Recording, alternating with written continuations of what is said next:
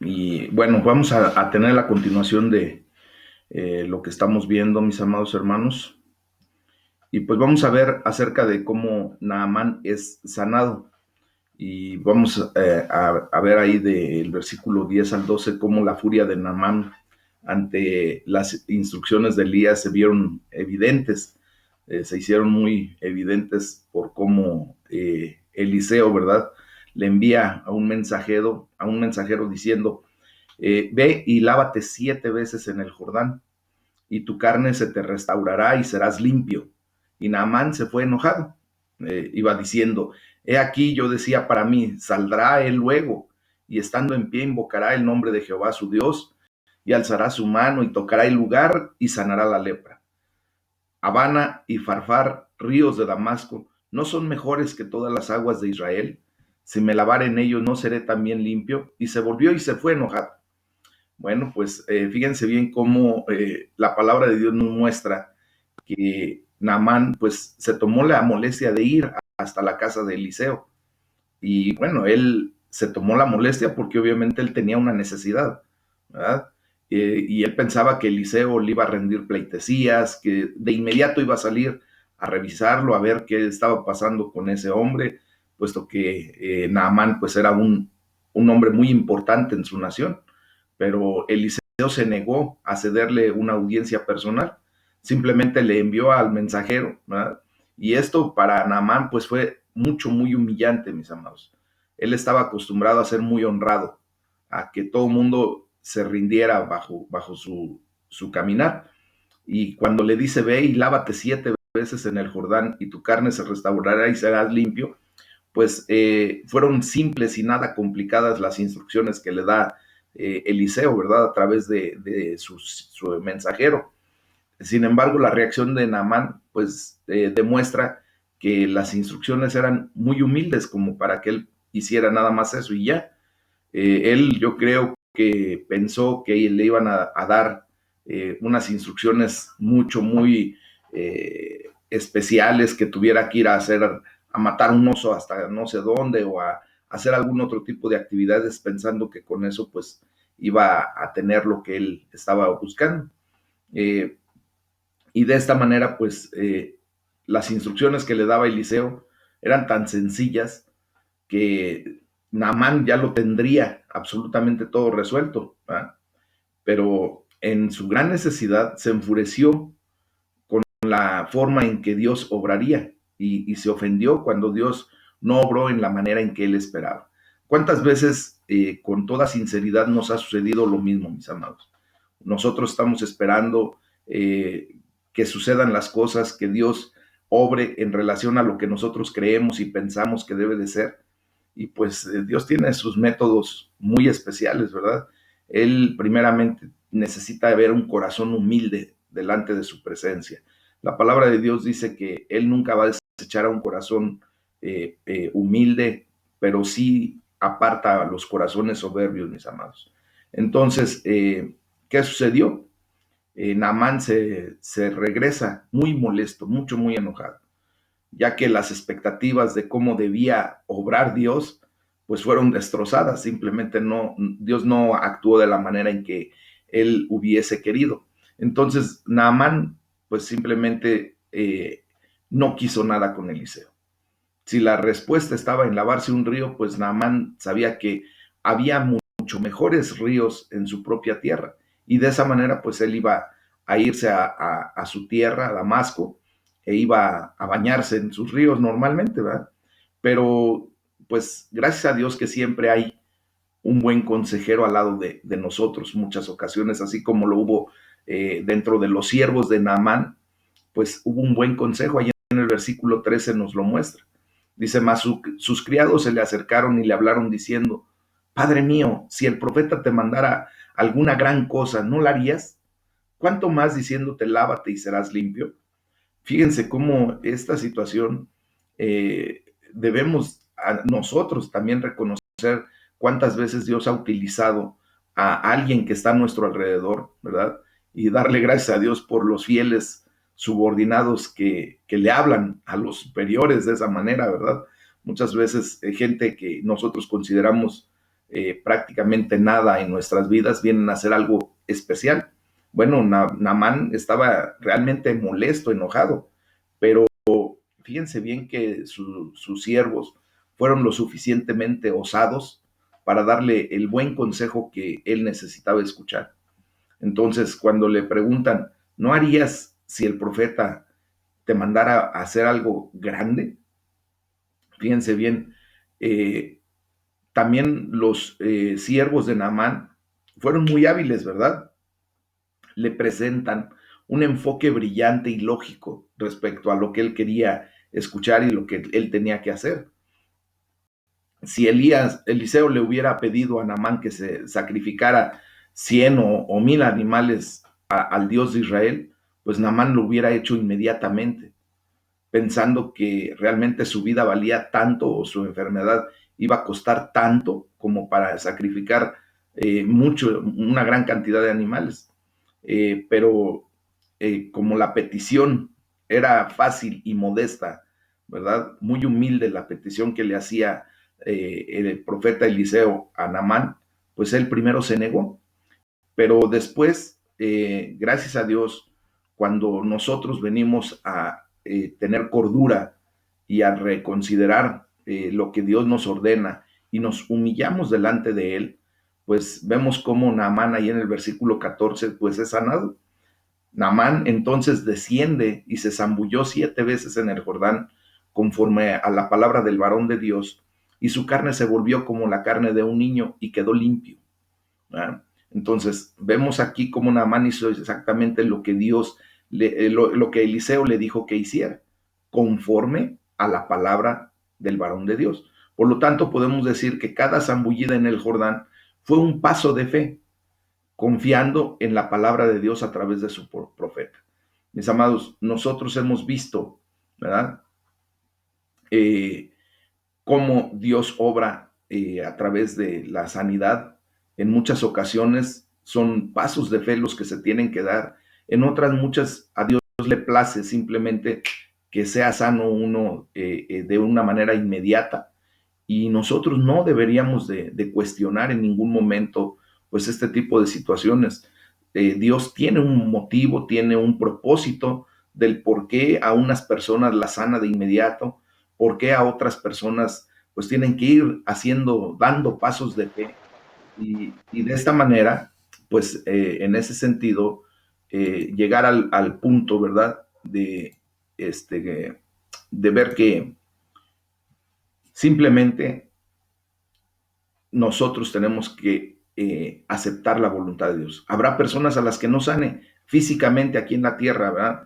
Y mueran, pero también tenemos que ver que eso proviene de Dios y que debemos aceptarla en una condición, en amor, en fe y en un claro deseo de que verdaderamente la voluntad de Dios se cumpla en nuestras vidas. Charles Spurgeon hace un comentario respecto a esto y dice que pues él ve a Natán atacado por dos enemigos, y lo quise citar porque es real y correcto lo que Spurgeon escribe. Dice, el yo orgulloso es una persona, uno de los primeros enemigos que atacó a Naamán, quien internamente pues demanda que Eliseo saliera a verlo, ¿verdad? Y que le rindiera pleitesías, y que de esa manera pues vieran todos los demás cuán importante era Naamán. Entonces, uno de los enemigos que ataca normalmente a las personas cuando nos presentamos delante de Dios es el orgullo nuestro ego, el que de repente, ¿verdad?, demanda que Dios haga cosas extraordinarias, haga cosas que nosotros pensamos que deberían de hacerse. Y sobre todo cuando tenemos, pues de alguna manera, una doctrina equivocada, mis amados. Y el segundo enemigo del cual Naamán fue atacado es el mal cuestionar. Él está cuestionando equivocadamente. Él cuestionaba por qué debía lavarse en el Jordán cuando tenía mejores ríos en su tierra, ¿verdad? Y bueno, pues llega el momento en que Dios permite que Naamán pues simplemente supere a esos dos enemigos e hizo lo que Dios le pidió hacer, lo sencillo.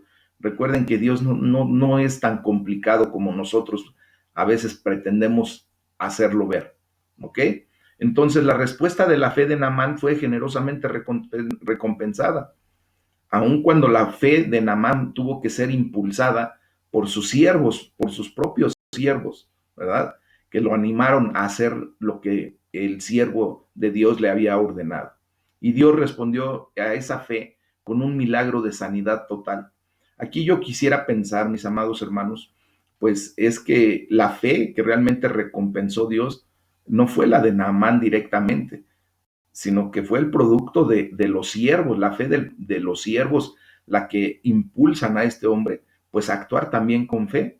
Y a final de cuentas, pues Dios responde de esa manera, ¿verdad? Entonces, vemos aquí como el sencillo método de este milagro, que fue realizado sin el profeta allí, solamente le da el crédito total a Dios. Recuerden que nosotros, entre menos seamos evidentes cuando Dios hace algo, pues siempre va a ser la gloria para Dios. Él es el que se va a glorificar, Él es el que se va a exaltar a través de lo que Él es capaz de hacer, no de lo que nosotros podemos hacer, mis amados. Es evidente que la sanidad vino de Jehová Dios, ¿verdad? En vez de algún tipo de movimiento, encantamiento mágico o cualquier otra cosa por la cual Naamán hubiera participado y lo que tal vez él había anticipado en sus ideas, que iban a hacer ahí un rito y de ese rito iba a salir su sanidad. No, es tan sencillo que Dios obró sin la presencia siquiera de Eliseo. Y bueno, Naamán ofrece una recompensa a Eliseo, pero el profeta se niega a recibirla. Eso lo vemos entre los versículos 15 y 16. Dice que volvió el varón de Dios, él y al varón de Dios, él y toda su compañía, o sea, Naamán y toda su gente. Y se puso delante de él y dijo, he aquí ahora conozco que no hay Dios en toda la tierra, sino en Israel. Esa era la condición o la situación que Dios quería provocar en la vida de una persona que después llevaría esa información a su propio país, a Damasco. Y entonces en ese sentido, pues se iba a conocer que hay un Dios vivo y verdadero en Israel y en toda la tierra, ¿verdad? Dice, te ruego que recibas algún presente de tu siervo, mas él le dijo, vive Jehová en cuya presencia estoy, que no lo aceptaré. Y le instaba que aceptara alguna cosa, pero él no quiso. Entonces, fíjense bien que aquí se nos muestra una buena forma de gratitud, mis amados hermanos. Naamán fue como el leproso, el único de los 10 que sanó, ¿se acuerdan? Nuestro Señor Jesucristo, que solamente uno regresó para agradecerle. Eso lo podemos ver ahí en el capítulo 17 de Lucas. Obviamente vemos cómo también un extranjero, ¿verdad? Así como el leproso agradecido, que también era extranjero para la condición de nuestro Señor Jesucristo, no era un judío, vienen a adorar a Dios, reconociendo su poder, su autoridad. Antes, por ejemplo, Naamán esperaba que el profeta viniera a él, pero ahora, ¿verdad? Naamán vuelve al varón de Dios y se pone delante de él. O sea, realmente reconoce quién tiene la autoridad. Él era un hombre de extrema autoridad en su país, pero él viene a un país, a una nacionalidad completamente diferente. Viene al reino de los cielos, mis amados. Entonces, ¿quién tendría que postrarse delante del rey? Era Naamán, no Eliseo hacia Naamán, sino Naamán hacia el rey de reyes, hacia el señor de señores. Y con esto no estoy diciendo que se tenía que postrar ante Eliseo, no. Él reconoció verdaderamente que fue el Dios Todopoderoso, el Shaddai, el que realizó toda esa gran bendición para la vida de Naamán. Entonces, fíjense cómo es que a menudo, ¿verdad? Es el caso de aquellos que tienen menos de qué valorarse, son orgullosos y arrogantes. Aquellas personas que apenas tienen un poco se vuelven orgullosos, arrogantes, prepotentes, mientras que los más excelentes, pues normalmente son los más humildes, sabiendo que no tienen nada más que lo que han recibido. Y eso es una humildad real. Cuando tú y yo tenemos algo no es por nuestras propias fuerzas, no es porque nosotros no los merecíamos, sino es por la gracia y la misericordia de Dios que el Señor ha traído a nuestras vidas un don especial, algo que nos pueda hacer pues un poco más excelente que los demás. Naamán, por ejemplo, ¿verdad? El leproso, y porque eso era más orgulloso y autoritario de lo que fue ya cuando después fue limpiado de su lepra. O sea, le bajó 2 rayitas a su orgullo, a su autoritarismo, a su prepotencia, porque reconoció que había alguien superior a él.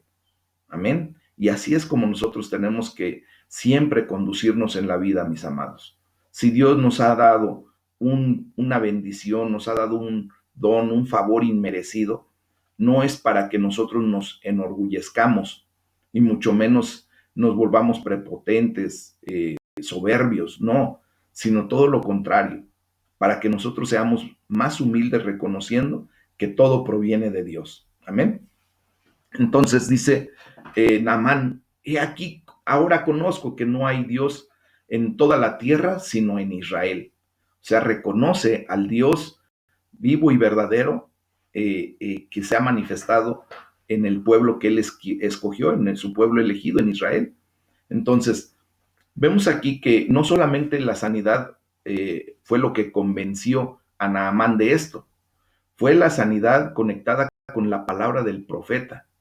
O sea, la palabra y la sanidad fueron evidencia convincente para Naamán de que Dios, a quien Eliseo representaba en ese momento, era el verdadero Dios de toda la tierra.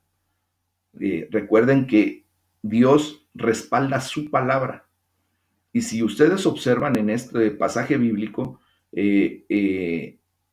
Eliseo hace una observación y le dice, vive Jehová en cuya presencia estoy. O sea, todo lo que Eliseo hablaba en ese momento venía de parte de Dios. Y por eso Dios respalda su palabra y viene la sanidad. O sea, viene la palabra de Dios y la sanidad juntas para evidenciar quién es verdaderamente el Dios Todopoderoso. Y luego le dice, te ruego que recibas algún presente de tu siervo. Miren, nosotros podríamos decir que Naamán pues solo deseaba bien con este detalle, ¿verdad? O sea, sentirse agradecido y ser generoso. Sintió que era apropiado apoyar el ministerio de Eliseo, ¿verdad? Un hombre de Dios a quien Jehová había usado grandemente para traer sanidad a su persona. Sin embargo, Eliseo firmemente le dijo que no recibiría nada de Naamán. Él no quería tener nada que ver con la gloria que solamente se le debe a Dios, al Dios Todopoderoso. Y mis amados, este es un gesto de humildad de parte de Eliseo, reconociendo que él no hizo absolutamente nada, simplemente fue el portador de la voz de Dios. Y aquí pues vemos cómo todo esto, aunado a la palabra de Dios y a la sanidad que Dios le trajo, y al ver cómo Eliseo, como un verdadero representante de Dios, actúa, pues lleva a Naamán a tener una fe sólida, una nueva fe en ese Dios que se manifiesta con poder y autoridad, mis amados. Entonces Naamán le dijo en el versículo 10, del 17 al 19, te ruego pues, dice, de esta tierra no se dará a tu siervo la carga de un par de mulas, porque de aquí en adelante tu siervo no sacrificará holocausto ni ofrecerá sacrificio a otros dioses, sino a Jehová. Fíjense nada más qué clase de declaración hace este hombre. Y bueno, aquí hay una pregunta muy particular. Dice, ¿de esta tierra no se dará a tu siervo la carga de un par de mulas? Eh, Como muchos creyentes, Naamán pues era supersticioso en su fe, en la fe que él traía de su tierra antes de haber visto el poder y la gloria de Dios en su persona. ¿Ah? Eh, Él mantenía la opinión popular del mundo antiguo, de aquellas personas, que deidades particulares tenían poder sobre lugares particulares específicamente. Todavía hasta ese momento, Naamán pensaba que Jehová, Dios, reinaba solamente en el territorio en donde estaba Eliseo, o sea, en Israel, ¿verdad? Pero él pensó que si tomaba un pedazo de Israel con él de regreso a Siria, podía adorar mejor al Dios de Israel. Entonces, era una costumbre muy extendida en esos tiempos, y creo que hasta el día de hoy todavía prevalece ese tipo de conductas con una doctrina equivocada, el transportar parte del suelo sagrado, entre comillas, ¿verdad?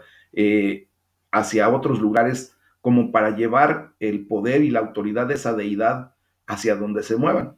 ¿Cuántas veces hemos oído que se vende la tierra de, de Israel y te traen envases, ¿verdad? Supuestamente con tierra de Israel o con la arena del Jordán o con la arena del mar rojo, el mar que Dios abrió a través de su siervo Moisés, y traen un pedacito del muro de los lamentos y cosas de esa naturaleza, mis amados hermanos. Eh, la fe de Naamán, pues aún no era enseñada a la fe verdadera, a una doctrina, pues sana, ¿verdad? Y con su necesidad personal de seguir públicamente, ¿verdad? La situación de lo que él vivía en su país, pues él era un miembro de la corte del estado de su país. Eliseo, pues, pudo haber sentido que el suelo israelita, ¿verdad?, disponible podría proveerle a Naamán con algún recordatorio de su sanidad y de su nueva relación con Dios. Pero vemos que Dios se va a manifestar en todo lugar. Nosotros creemos en un Dios omnipresente, no que nada más tiene jurisdicción en un área en la tierra. Y dice, si yo también me inclinare en el templo de Rimón, cuando haga tal, Jehová perdone en esto a tu siervo. Fíjense bien, empieza él a tener una idea clara de lo que sucede. Como oficial del gobierno de Siria, ¿verdad?, se esperaba que Naamán participara en la adoración de los dioses sirios, y le pidió a Eliseo permiso, fíjense bien, para dirigir su corazón a ese Jehová de los ejércitos, al Dios de Israel, incluso cuando se encontrara en el templo de Rimón. Pues mis amados, quiero decirles que en muchas ocasiones hemos tenido la necesidad de participar de alguna celebración por parte de nuestros seres queridos, en donde pues obviamente tenemos que ir a los lugares a donde ellos pues están haciendo sus actividades religiosas. ¿Cuántas veces te han invitado a una boda, ¿verdad?, de algún ser querido cercano a ti, y pues tienes que ir al templo católico a donde se realiza esa boda, porque ellos pues todavía siguen teniendo esa religión, y siguen atendiendo a esa religión? Entonces, mis amados, aquí nos damos cuenta cómo pues se puede asistir a ese sitio, pues obviamente teniendo nuestro corazón en Dios, sabiendo que vamos solamente, ¿verdad?, a cumplir con una muestra de solidaridad, de afecto, de amor hacia nuestros seres queridos, y que en eso vean el amor de Dios también. Y lo podemos hacer, pero nuestra mente y nuestro corazón siempre tiene que estar en la presencia de Dios. Aquí, fíjense cómo esta enseñanza nos lleva a que un hombre que apenas había recibido un milagro, sí, algo muy poderoso, pues se da cuenta de que en un momento dado su posición lo tenía que llevar a ir a participar, y de antemano, pues le pide permiso, ¿verdad? Dice, si yo también me inclinara en el templo de Rimón, cuando haga tal, Jehová perdone en esto a su siervo. ¿Qué es lo que está diciendo? Que lo va a tener que hacer por la condición que presenta, pero que su corazón estaba con Dios. Y le dice Eliseo, ve en paz. ¿Han escuchado esa declaración de ve en paz? Mis amados, shalom, shalom, es una declaración en donde técnicamente lo que se está diciendo, Dios no tiene problema contigo. Vete en paz, estás tranquilo con Él. Al dar una aprobación general sin decir específicamente sí o no, porque no le dijo, sí, no hay problema, tú ve y no pasa nada. Y tampoco le dijo, no, porque te vas a meter en problemas con Dios. Simplemente ve en paz. Aquí parece que Eliseo dejó el asunto entre Naamán y Dios. Y tal vez él confiaba en que Jehová personalmente, pues, trataría al corazón de Naamán y le convencería de esto o de aquello y le daría la integridad y la fuerza para evitar la idolatría. O sea, podía participar en el templo de Rimón, pero sin llegar a generar idolatría. Algunos comentadores creen que Naamán pidió perdón por su idolatría previa en el templo de Rimón, en vez de pedir permiso para futuras ocasiones. Pero al parecer el hebreo permitiría esa traducción, aunque no es la forma más natural de entender el texto. Lo más natural es que verdaderamente le estaba pidiendo permiso para futuras situaciones. Entonces, vamos a continuar, pues ahora con la avaricia de Giesi. En el versículo del 20 al 24, pues Giesi, ¿se acuerdan que es el siervo de Eliseo? Sigue a Naamán, perdón, y dice la palabra de Dios. Entonces Giesi, criado de Eliseo, el varón de Dios, dijo entre sí, he aquí, mi señor estorbó a este siervo, a este sirio Naamán, no tomando de su mano las cosas que había traído. Vive Jehová que correré yo tras él y tomaré de él algunas cosas. Fíjense bien, esto que acabo de leer, cuando dice, correré yo tras él y tomaré de él algunas cosas, pues justamente fue que cuando escuchan hablar a Naamán y a Eliseo, Giesi quedó impactado de que su amo se negara a tomar algo de un hombre tan rico, tan influyente y ahora tan agradecido como Naamán. Él consideró que alguien debía beneficiarse de semejante oportunidad, ¿verdad? Y pues simplemente tomó la iniciativa de correr tras Naamán y tomar de él algo. Y así pensaba que Eliseo merecía completamente una gran recompensa. Y dice, mi señor estorbó a este sirio Naamán. ¿Cuántas veces, mis amados hermanos, no estamos bien conectados, no estamos en el mismo espíritu, en el mismo sentir, y hacemos cosas en donde pretendemos como que apoyar lo que Dios quería hacer?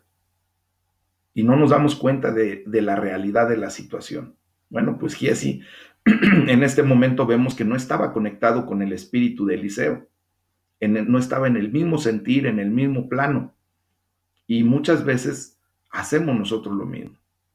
También se convirtió exactamente en lo que Eliseo había evitado, un tomador. Dice, tomaré de él alguna cosa.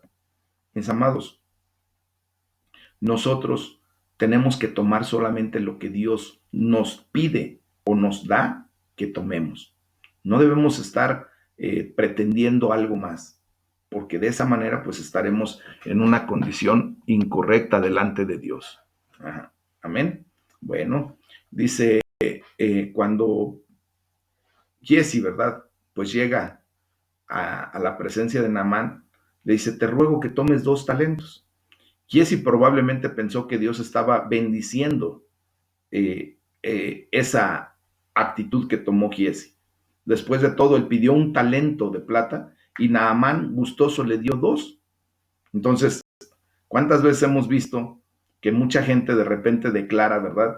Es que Dios me bendijo a través de un acto incorrecto, a través de que tomó algo que no le pertenecía y dice, pues Dios me bendijo, Él trajo esto para mi vida, pero no es porque Dios lo hubiera llevado, simplemente porque uno tomó una iniciativa que no correspondía. El hecho de que lo puso todo a cuestas a 2 de sus criados muestra que esto era mucha plata. O sea, esos 2 talentos era una cantidad grande. Se requirió de 2 personas para cargar esa cantidad de plata que le da Naamán a Giesi. De acuerdo con el cálculo, más o menos, cada talento pesaba alrededor de unos 60 kilos. Por eso se necesitaron a 2 personas para poder cargar 120 kilos en total de plata que Naamán le dio a Giesi. ¿Y qué hizo Giesi? Pues simplemente lo guardó en casa, así dice la palabra. Deliberadamente lo escondió de Eliseo, ¿ah? Porque a final de cuentas Giesi sabía que había hecho mal al ir con Naamán a pedirle lo que ni siquiera Eliseo había querido tomar. ¿Y cuál fue la recompensa a final de cuentas para Giesi? Dice la palabra de Dios entre los versículos 25 y 27, dice, y él entró y se puso delante de su señor, o sea, de Eliseo. Y Eliseo le dice, ¿de dónde vienes, Giesi? Y él le dijo, tu siervo no ha ido a ninguna parte. Él entonces le dijo, ¿no estaba bien también allí mi corazón cuando el hombre volvió de su carro a recibirte?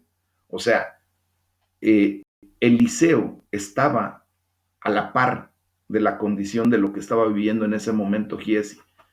El corazón de un padre siempre sabe lo que están haciendo sus hijos. ¿Se han dado cuenta ustedes de que cuando un hijo regresa de la calle, de cualquier actividad, el corazón del padre o de la madre siempre está puesto para él y de repente le pregunta, ¿qué pasó? No, nada. ¿Cómo que nada? A ver, ven para acá.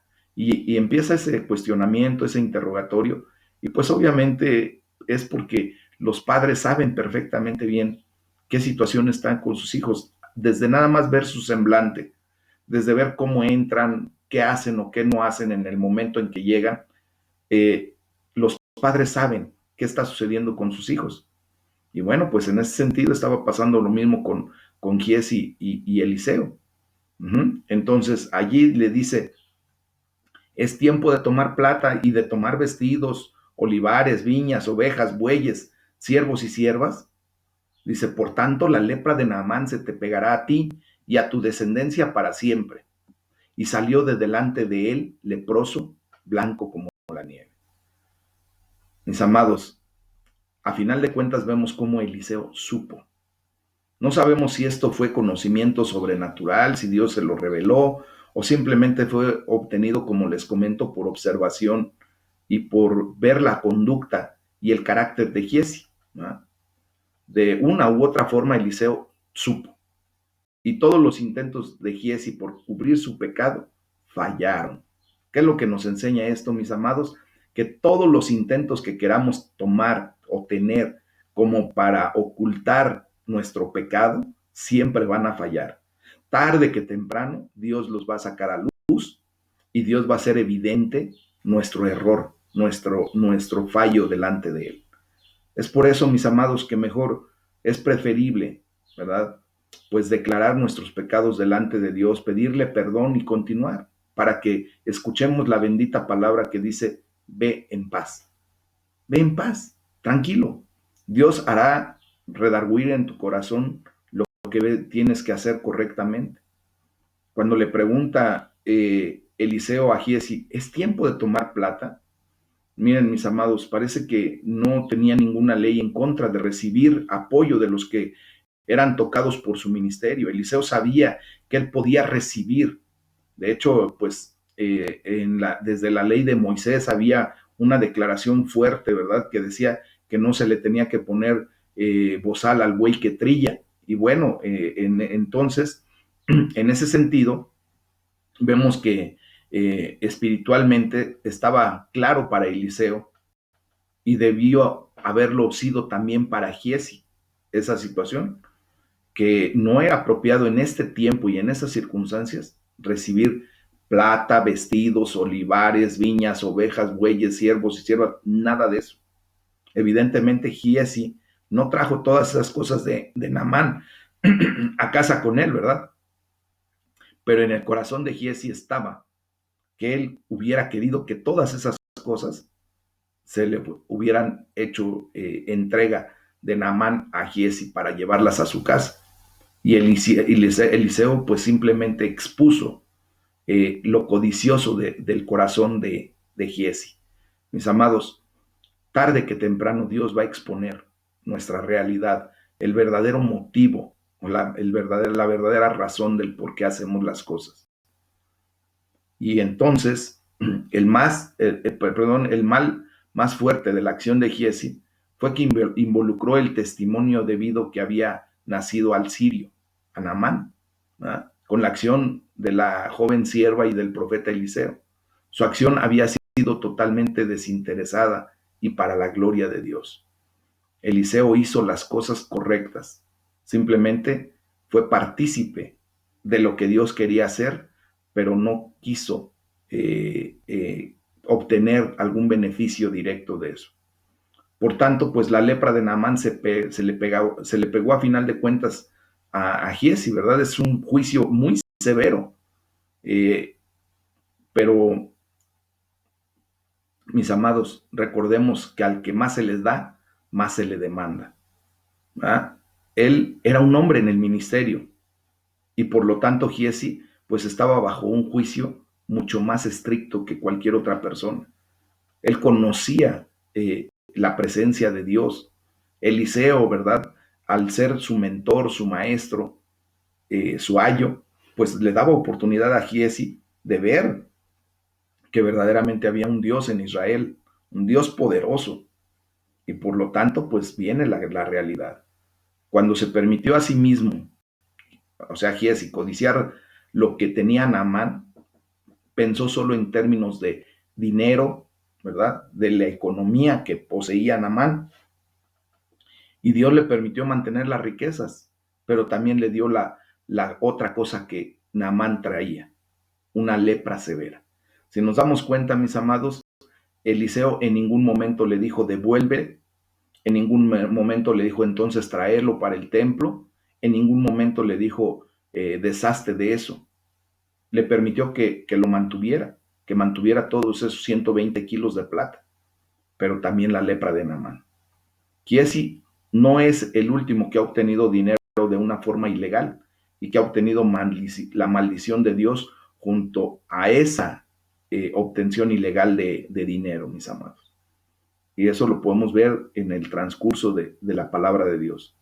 Aquí vemos aquí a un pagano, quien por un acto de fe es curado de lepra, y a un israelita, a un hijo de Dios, que por un acto de deshonra es maldito con ella.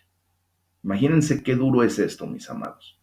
Qué dura es esta condición en donde desgraciadamente, pues muchas veces tú y yo nos podemos poner incorrectamente delante de Dios. Esto nos lleva pues al capítulo número 6 del segundo libro de los Reyes, y aquí está la protección de Dios para Eliseo. Aquí se nos muestra algo muy especial.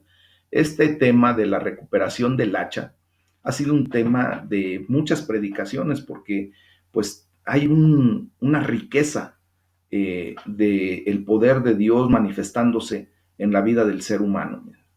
Y dice pues la palabra de Dios entre los versículos 1 al 3, voy a citarlo para poner en contexto lo que vamos a hablar a continuación respecto al capítulo 6.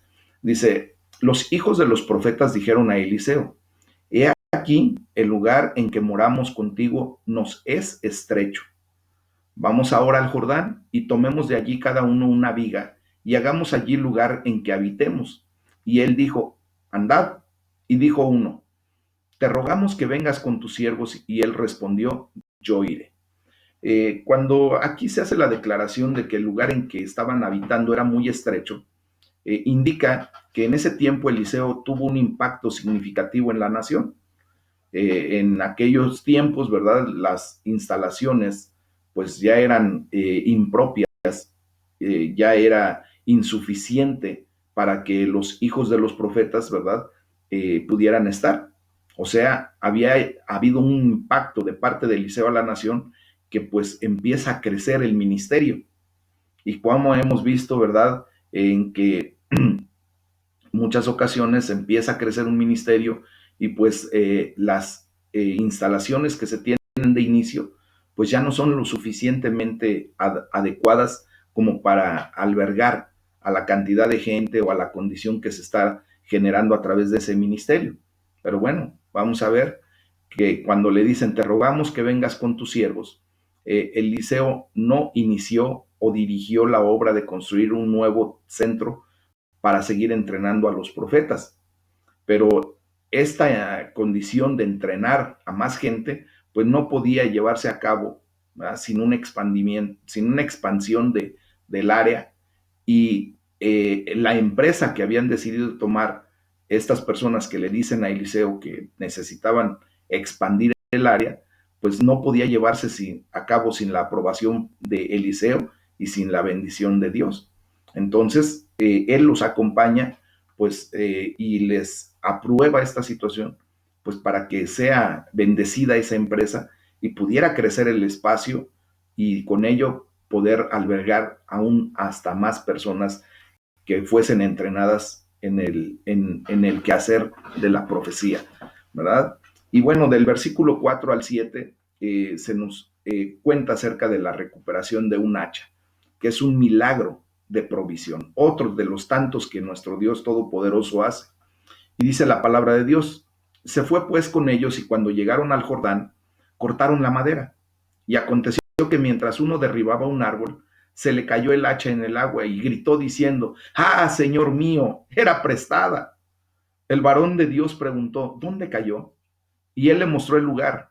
Entonces cortó él un palo y lo echó allí e hizo flotar el hierro y dijo, tómalo. Y él extendió la mano y lo tomó. Bueno, mis amados, aquí hay una narrativa, ¿verdad? Pues poco usual. De repente se le cayó el hacha a un tipo, ¿verdad? Y para él, pues fue una pérdida increíblemente significativa. El hierro ciertamente se encontraba presente en esa época en Israel, pero no era lo suficientemente común como para ser barato. No era como para que él pudiera irse a la vuelta de la esquina a encontrar una ferretería y pedir un hacha nueva y entregarla a su dueño original. De hecho, era prestada. Entonces, hace una exclamación. Ayer hice un comentario de que estoy viendo una serie de una trama de judíos y las expresiones de esa naturaleza son muy comunes entre ellos. De hecho, los judíos son muy expresivos. Cuando dice, ah, Señor mío, era prestada. A ellos no les importa sacar de lo profundo de su corazón su situación que están viviendo en el momento y normalmente tienen expresiones de esta naturaleza, ¿verdad? El hombre que perdió el hacha estaba correctamente sensible ante el hecho de que había perdido algo que no le pertenecía, que le pertenecía a alguien más. Y esto hacía mucho más grave la pérdida que sufría este hombre en ese momento. Entonces, esta hacha había sido prestada, ¿no? Entonces, imagínense nada más la situación de que estaba viviendo ese hombre en ese momento. Entonces, ¿qué hace Eliseo? Corta él un palo y lo echa allí e hizo flotar el hierro. Este fue un milagro evidente y único, mis amados. Obviamente, no de parte de Eliseo. No fue él quien hizo lo que se ve evidentemente de hacer flotar hierro. ¿Ustedes creen que es muy fácil? No. ¿Verdad? Simplemente es Dios el que se manifiesta. No hubo ningún truco en la manera en que Eliseo hizo esta situación. Fue simplemente una expresión de su fe y que Dios honra su fe a través de ese accionar de Eliseo. Miren, Dios puede hacer todas las cosas. Creemos verdaderamente en un Dios todopoderoso, ¿verdad? Omnipotente, que todo lo puede, ¿verdad? Él puede hacer que flote el hierro y nosotros no. Sin embargo, nosotros podemos ver aquí que el profeta genera esta condición y lo hace usando un palo. Él cortó simplemente un palo. Ahora, hay una pregunta que podemos hacernos aquí. ¿Habría alguna conexión entre el hierro y el palo, la madera? Pues no hay ninguna. No hay ninguna conexión. No es lo mismo que hubiésemos tomado, por ejemplo, otro hierro que estuviese imantado, ¿verdad? Y que al acercar ese hierro imantado, pues hubiera atraído el hacha, el hierro del hacha. No, no vemos eso. Un palo no puede ser imantado, no puede ejercer ninguna influencia sobre el hierro. Entonces, vemos aquí cómo Dios utiliza medios, ¿verdad? y nos hará usar medios que para nuestra razón, para nuestra forma de ser y de pensar, pudiera ser increíble, y es increíble, pero que Dios lo usa de esa manera. Ya posteriormente vemos, ¿verdad? Que el valor, el gran valor principal de esta historia, pues está en la revelación de la influencia que Eliseo estaba ejerciendo en la nación completa. Por eso mucha gente quería venir a la escuela de los profetas. El crecimiento de la escuela, pues era de lo más notable en ese momento que estaba pasando. ¿Y todo por qué? Pues porque Eliseo, como verdadero varón de Dios, haciendo lo que Dios le mandaba hacer, haciendo lo que verdaderamente tenía que hacer delante de Dios, influenció a muchísima gente. Y eso es lo que nos tiene que quedar a ti y a mí como enseñanza propia de esta condición. Mis amados, nosotros tenemos que ser las personas que influencien a otros para querer venir en pos del Rey, del Dios Todopoderoso. Y después ya Eliseo hace una declaración muy pertinente, ¿verdad? Tómalo, toma el hacha, ya salió, ya está a flote. Posiblemente, pues Dios pudo haber arreglado alguna forma para que el hacha apareciera justo en las manos del hombre, sin que tuviera que realizar ningún esfuerzo. También podemos creer que Dios lo hubiera podido hacer, ¿verdad? Que no solamente el hacha flotara, sino que llegara a sus manos de una manera especial, sobrenatural. Pero fíjense que este milagro obró de una manera familiar. Hemos escuchado esto y se nos debe hacer ya familiar. Dios hizo la parte que solo Él podía hacer, lo sobrenatural, pero siempre va a dejarle al hombre, ¿verdad? La parte que el hombre puede hacer. Entonces, Eliseo, por ejemplo, a través del poder de Dios provoca que el hacha sumergida emergiera y luego le instruye al pupilo a que la tomara, a que la recuperara, para que así ese hombre participara personalmente en el milagro. ¿Se acuerdan? Ayer justamente hablábamos de cómo nuestro Señor Jesucristo, al partir el pan, ¿verdad?, lo da a sus discípulos para que ellos vean el proceso de un milagro. Y vemos en muchas otras ocasiones cómo Dios se manifiesta de esa manera. Y así es como Dios quiere que tú y yo participemos de su poder, de su gloria. Amén. Pero que toda la honra sea para Él. Que toda la gloria sea para Él. Entonces ahí vemos cómo ya después del versículo 8 al 13, pues Dios protege a Eliseo de los sirios. El rey de Siria trama la captura de Eliseo. Y dice la palabra de Dios, tenía el rey de Siria guerra contra Israel. Y consultando con sus siervos dijo, en tal y tal lugar estará mi campamento.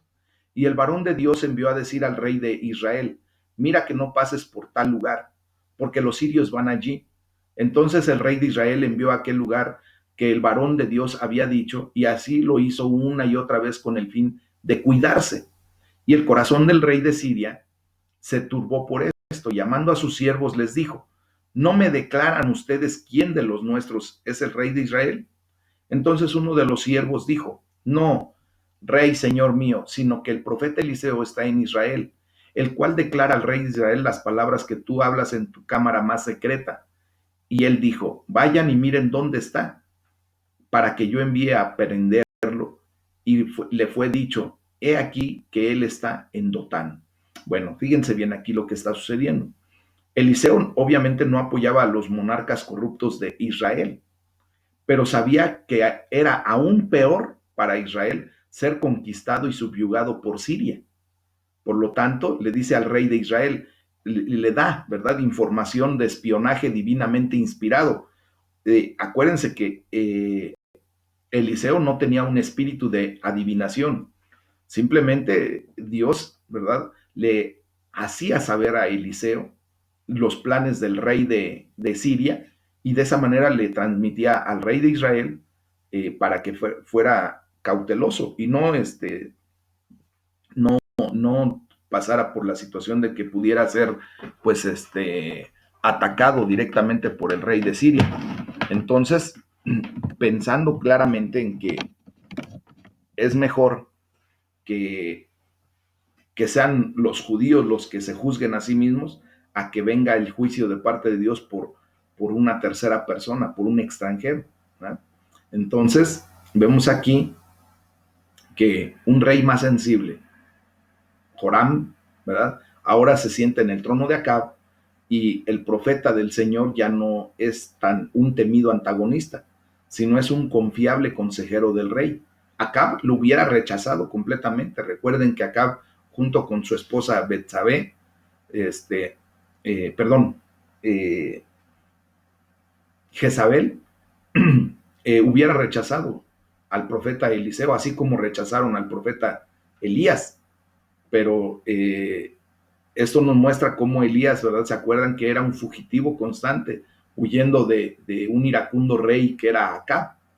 Pero ahora Eliseo, pues era un visitante bienvenido en la corte de Joram. Y esto pues le vino de bendición a Joram. ¿Y qué es lo que sucede con el rey de Siria? Dice, ¿no me declaran ustedes quién de los nuestros es el rey de Israel? El rey de Siria estaba naturalmente desconcertado por la manera en la que el rey de Israel conocía por adelantado todos los planes de Siria que tenían en contra de Joram, del reino de Israel. Y estaba convencido de que había un traidor entre ellos, hasta que un siervo pues revela que el profeta Eliseo, que está en Israel, conocía y revelaba todas estas cosas. Entonces, vemos después del versículo 14 al 17 cómo Eliseo ve su protección espiritual, que para los demás era invisible. Entonces, vemos allí del versículo 14 al 17, dice, entonces envió el rey allá gente de a caballo y carros y un gran ejército, los cuales vinieron de noche y sitiaron la ciudad. Y se levantó de mañana y salió el que servía al varón de Dios, y aquí el ejército que tenía sitiada la ciudad con gente de a caballo y carros. Entonces su criado le dijo, señor mío, ¿qué haremos?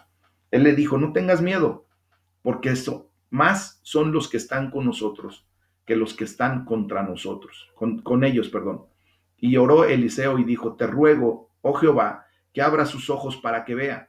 Entonces Jehová abrió los ojos del criado y miró, y he aquí que el monte estaba lleno de gente de a caballo y de carros de fuego alrededor de Eliseo.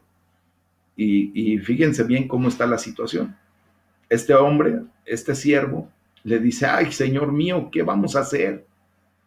Cuando el siervo de Eliseo vio a la gente de a caballo y carros y un gran ejército que estaba ya rodeando la ciudad, que ya la había sitiado, pues naturalmente tuvo miedo.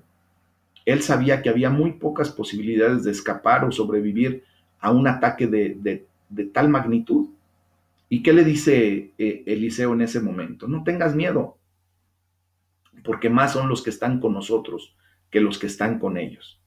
Esto, mis amados, pues obviamente parecía increíble a los ojos del siervo de Eliseo.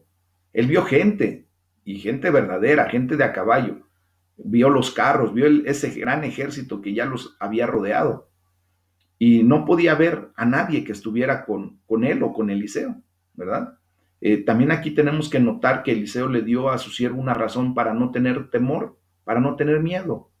No fue una esperanza vacía sin ni un deseo solamente, era una verdadera razón para confiar, incluso si el siervo no podía verlo. Y eso es a lo que estamos llamados ustedes y yo como hijos de Dios, ¿verdad?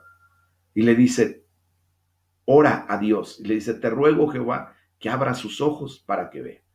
Y bueno, mis amados hermanos, le vamos a dejar hasta aquí para continuar mañana, porque aquí tenemos una enseñanza que verdaderamente vale la pena ir desmenuzando poco a poco, porque es la condición a la que Dios nos llama, mis amados, a tener una fe que nos lleve a ver lo que ordinariamente, lo que humanamente no podemos ver. Dios está con nosotros y ha enviado un ejército de ángeles, un ejército increíble para salvaguardar nuestra condición delante de Él. Y eso lo tenemos que vivir y ver por fe. Amén. Vamos a orar. Este es el tema del día de hoy. Vamos a darle la gloria a Dios.